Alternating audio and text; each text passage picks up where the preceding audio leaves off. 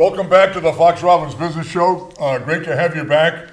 We're going to talk about not-for-profits today, which I have an issue with the title anyway, but we'll get into that and other interesting aspects of the not-for-profit sector. And we've got an excellent guest on that topic today. We'll introduce him in a second. This is the Fox Robbins Business Show, and I'm the co-host, Bill Fox, and the other co-host is the electrified, the compelling, the resourcewul, and thermodynamic Coach Robbins. Thermodynamic, I love it, Bill. Thank you.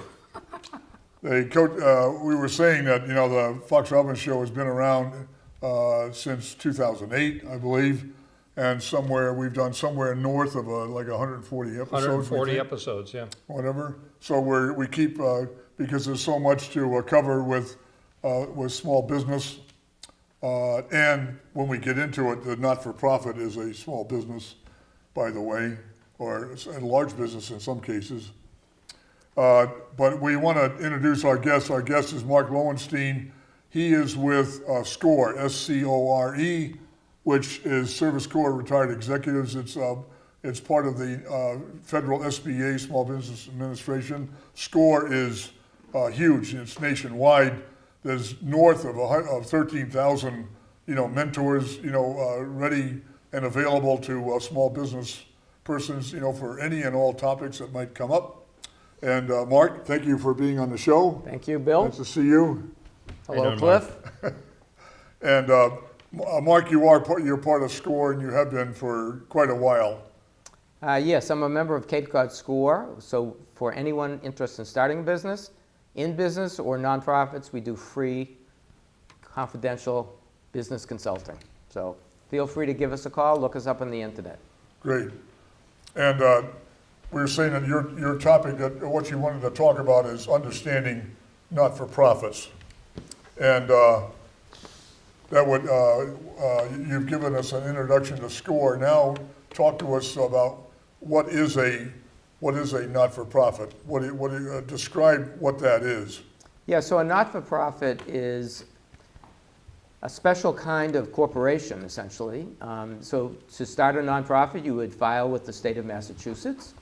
And then the key thing is you have to file a form with the federal government to get a tax-exempt status. Right. Because that's the key, because any funder, people want to give donations, they want to be able to deduct it off their income tax. Right. So that's a key aspect of what makes a nonprofit.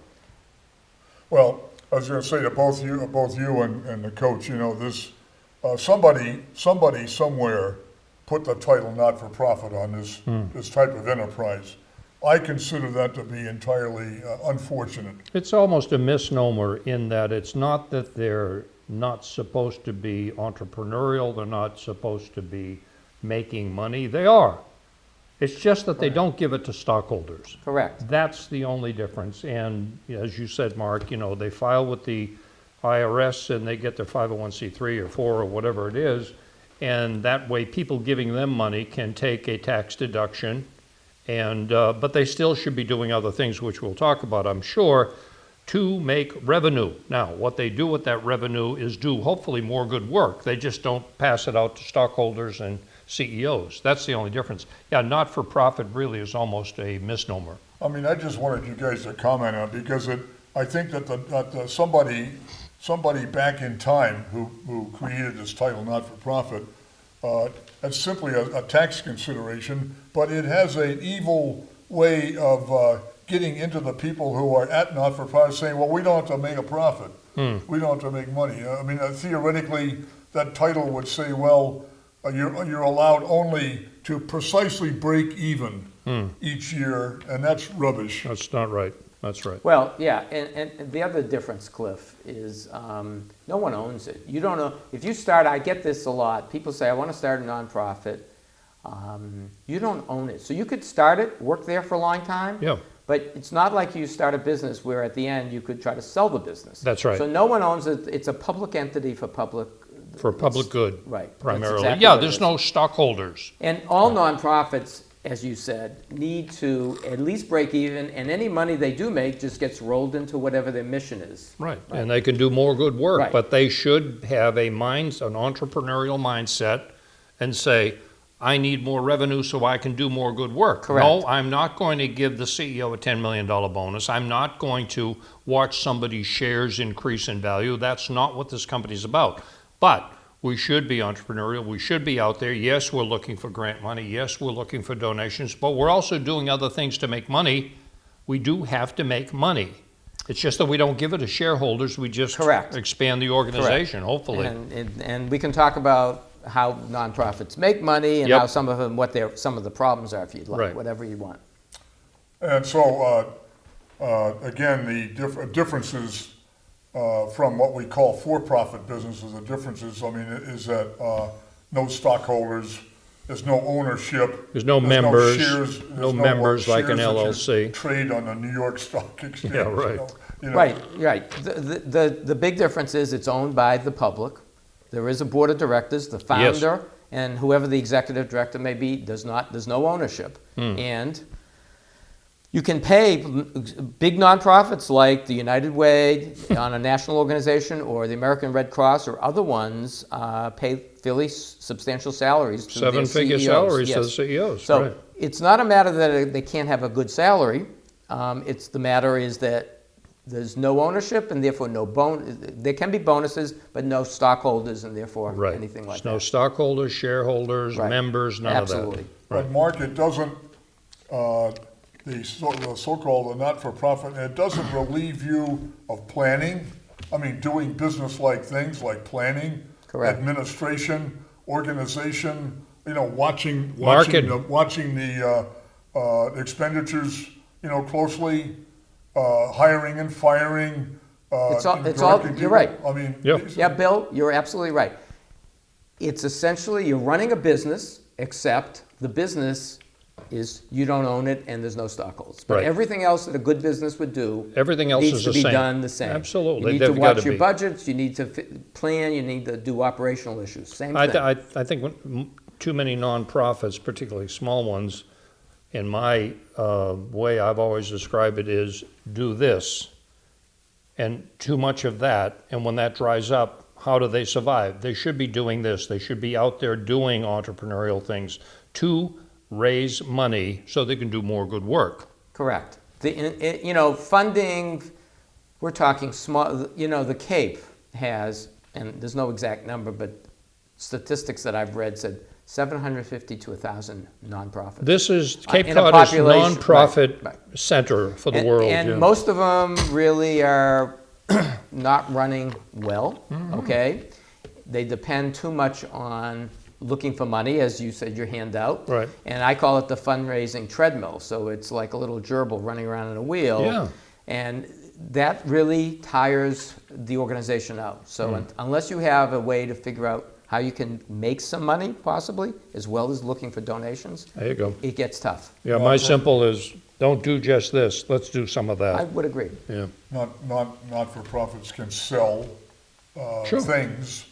I don't know what toys or You sell or gifts T-shirts, or you can sell T-shirt, anything you want. or whatnot. I mean, and services.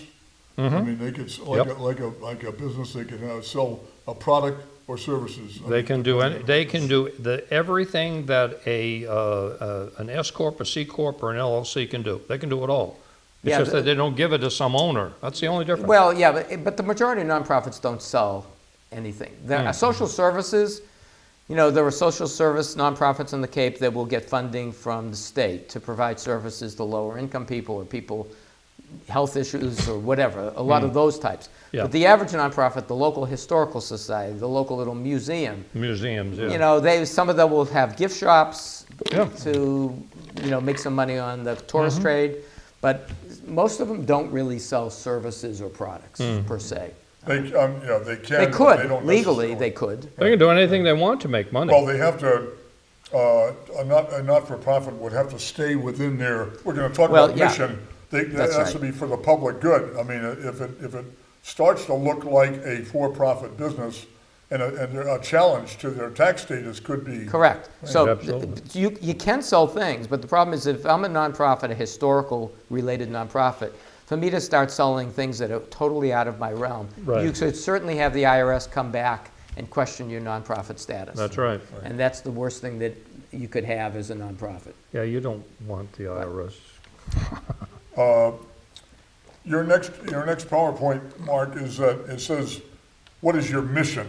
Must be an item in your consulting and advising work, with not-for-profits is to stress that there should be a mission and a good mission. Well, I mean, just like in a regular business, usually business will have sometimes mission statements. And they should have. Right, Absolutely. exactly. But, Absolutely. one of the issues on the Cape also is that there are a lot of nonprofits overlapping services. Yeah. And so it's, the mission's key. Is there real value in what you think you're doing? Will it get a broad enough base that people will join the nonprofit to volunteer or to donate money? Right. And ultimately, if you're looking for money from a foundation or other State, donors federal, or state, right. you need to have what I call a compelling story. Why should you give to me, or why should I volunteer my time to your nonprofit when there's tons of other nonprofits out there that are competing for my time and the dollars? And those dollars, right. Correct. What I call a mission statement is, only French I know, raison d'etre.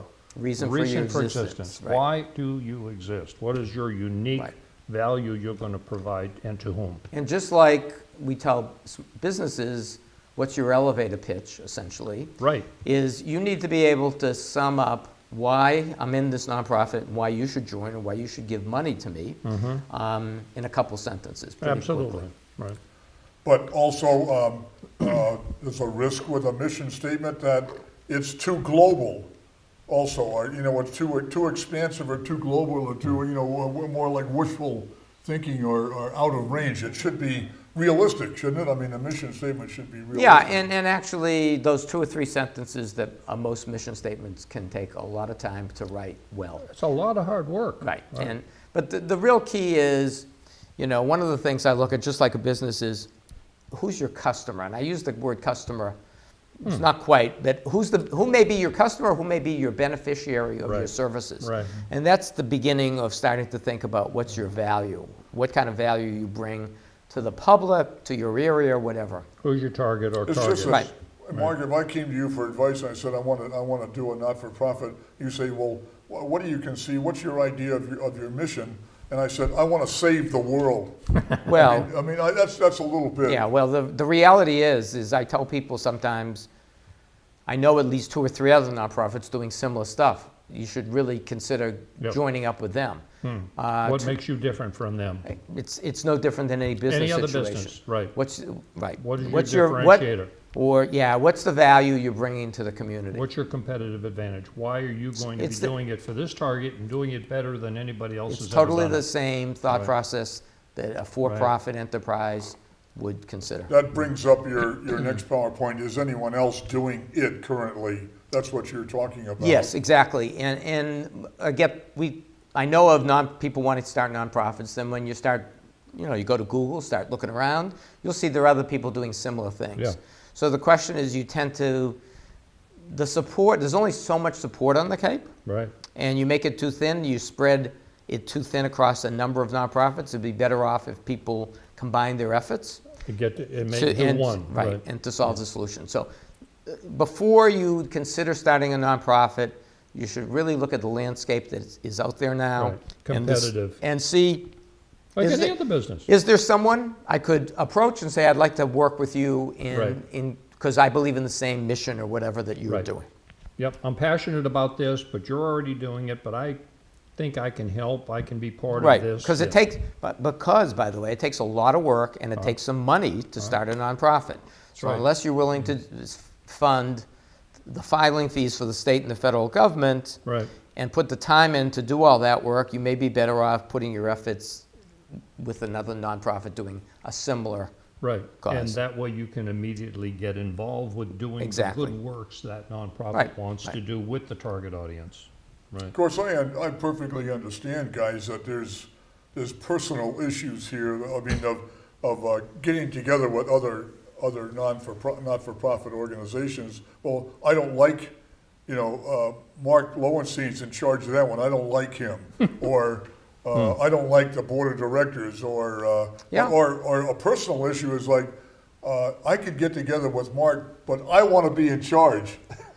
Well, but That's not out of the question. But remember, when you say being in charge, and I think we're going to talk about that a little later, the question is, what does in charge mean in a nonprofit? Right. If you're the founder or the executive director, which is generally the term that smaller ones use, Yep. you don't own it. So if the board of directors decides that you're not doing a good job or they don't like you, You're out. you're gone, even though you started it. Right. And that goes back to the original thing we talked about, Cliff, that you don't own it. Even Right. though you started it, you don't own it. That's right. You work there. You're an employee. Right? But You you could are have been not an owner. the founding force, the brains, all the hard work behind it. But at some point, if your board of directors decides that you're not doing a good job, Right.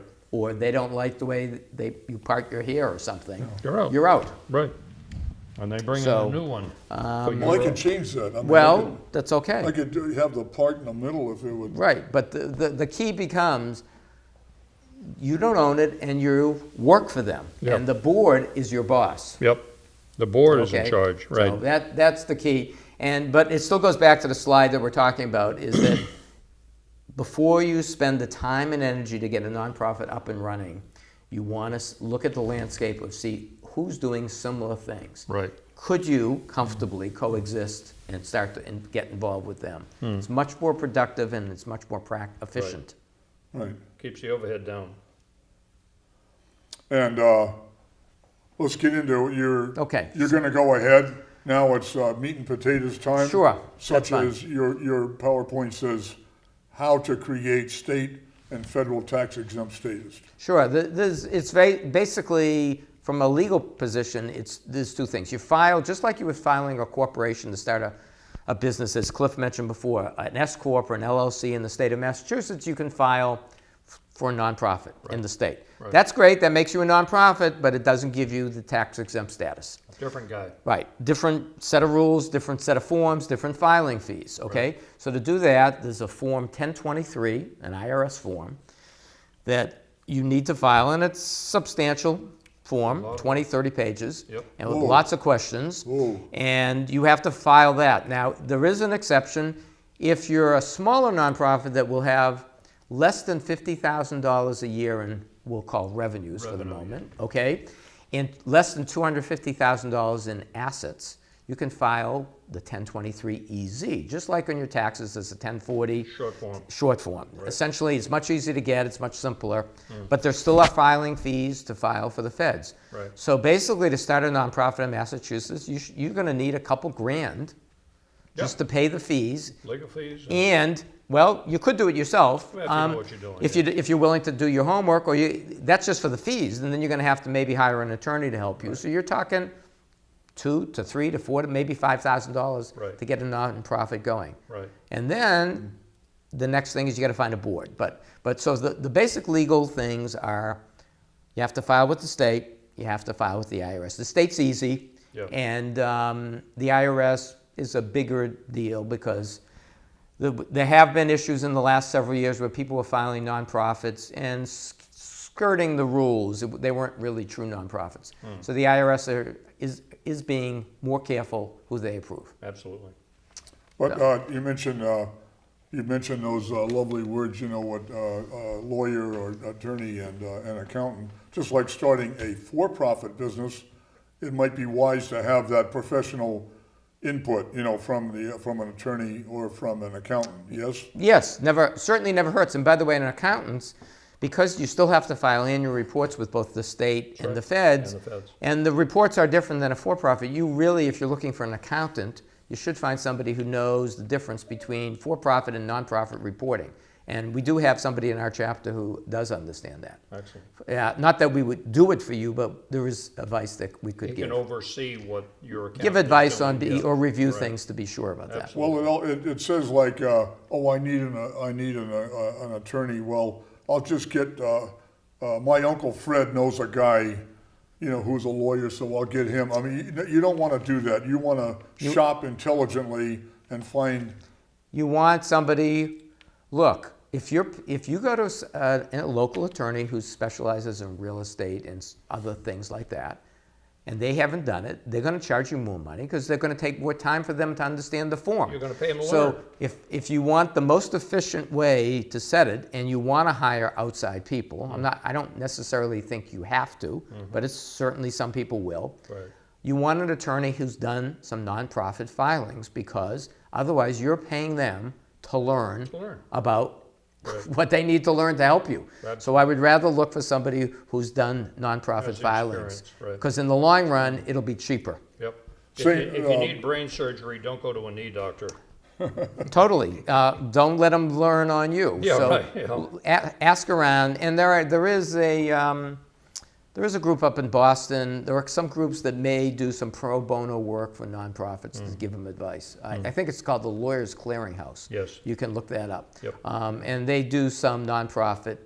I mean, they won't do all the filing for you, but they'll maybe review it or look at it, give some advice. Right.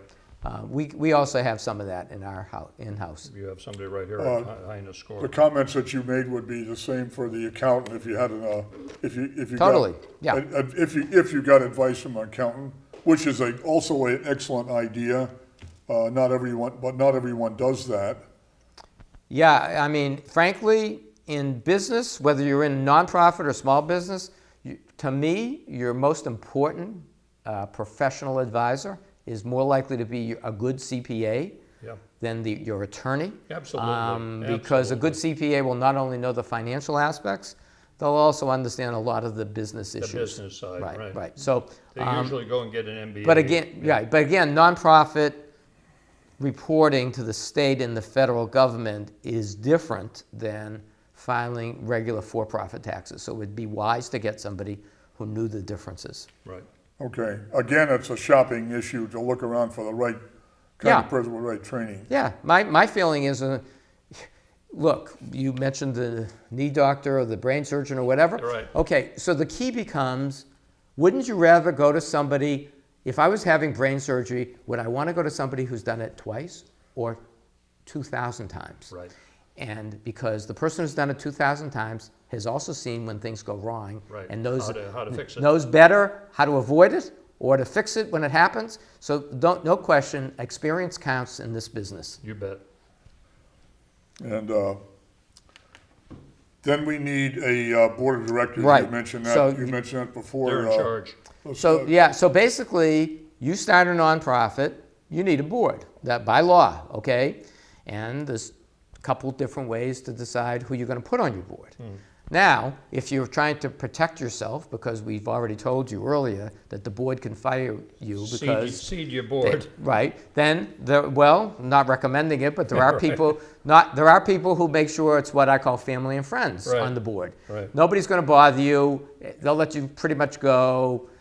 Though what the people on the board don't understand is they have a legal responsibility, a fiduciary responsibility to manage the nonprofit, and they could be liable if you did things. They could be sued. Right, they can be sued. So the real way to look at who you pick for a board is what are they bringing to the party. So let's use the analogy of a 4th of July barbecue. Cliff, you're having a 4th of July barbecue, and you say, I'm supplying the hot dogs and hamburgers. Bill, you can bring the beer. Somebody bring the potato salad, chips, whatever. Mark, you're going to do the cooking because you're a good cook. Right. So, well, not necessarily. But the key is, what are you bringing to the party? So one of the things you want to know on boards are, in the old days, people on big boards were picked because they had money and they were willing to write checks. Because they write checks, right? Okay. So that mostly small nonprofits on the Cape, that never hurts, certainly. But so it's either people who have money, know people with money, or bring certain skills or are willing to work and put the time in for the nonprofit. Right. So most smaller nonprofits, you need people who are willing to step up and do the work. Right. Is there a minimum number of people you need to have on our board? It's all set by the bylaws. Yep. Okay. I mean, frankly, I wouldn't have less than 7. Yep. And I wouldn't have more than middle teens. That's a mob after that. Yeah. After that, it's too hard. But you got to be realistic. 7 to 12. You got to be realistic. Yeah. 15. That not everybody's going to show up at board meetings. Right. And some of the people you pick won't stick. I Right. mean, you know, They'll change. they'll change, Right. or they'll decide, oh, this is too much work, or I'm not really involved, or my mother's Right. sick and I have to take care of Right. them, or God knows what. Right. So the point is, my gut tells me, you know, 7, maybe middle, higher teens, but then No it gets unruly, it gets Right. hard. Yeah. So, but the key for the board, picking the board, is are they going to help? Are they going to do work? Do they bring skills? Of Right. course, money is always nice. Right. Okay. Very true. All right, so those are the kind of the range of things. Because you are an employee to the board. Absolutely. And the chair of the board is another thing to talk about. Okay? So just like the small business, for-profit business, that lawyer or that accountant, I mean, that type of advisor could be on the board. They may or may not agree to be on the board. Well, they usually they won't. If you're a client, it puts them in a bit of a conflict Yeah. issue. Could be a conflict of interest. You Yeah. know, you would maybe want another local attorney or CPA who's not doing Not the doing work. work for the Because organization. it would potentially put somebody in a conflict of interest. Right. So I don't think I would. But it's nice to have a local attorney on the board. And again, some level in the community, you want people who are well-known, who are movers and shakers. Right. We're going to stop this episode, but we're going to go on to a second episode with Mark Lowenstein on the not-for-profits, because we've got other vital information to discover on that.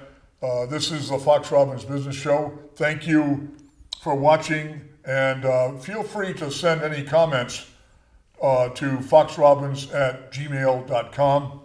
Keep it clean, be nice, but send comments, critique, questions, suggestions, and so forth, please. And thank you again, and we'll see you next time.